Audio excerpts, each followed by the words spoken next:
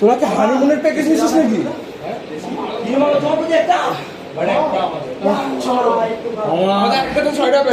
সেই কবে